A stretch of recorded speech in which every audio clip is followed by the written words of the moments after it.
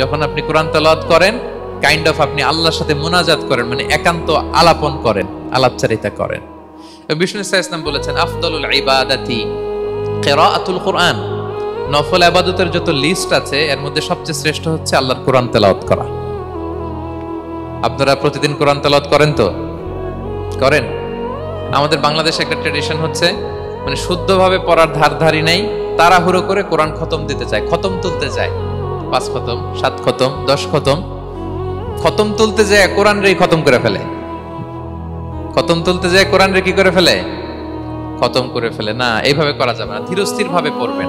আনাস রাদিয়াল্লাহু তাআলা আনহু বলতেন রুব্বা কারি লিল কুরআন ওয়াল কুরআনু ইয়ালআনহু, কোরআনের অনেক তেলাওয়াতকারী আছে যারা সওয়াবের পরিবর্তে কোরআনের লানত পায়, কোরআন এদেরকে লানত করে। এর কারণ তাড়াহুড়ো করে পড়ে, এর কারণ ধীরস্থির ভাবে পড়ে না। আল্লাহ তাআলা বলছেন ওয়ারাত্তিলিল কুরআনা তারতিলা, তোমরা তারতিলের সাথে কোরআন পড়ো, ধীরস্থির ভাবে, বিশুদ্ধ ভাবে, তাহসিনের সাথে, তাজবিদের সাথে পড়ো।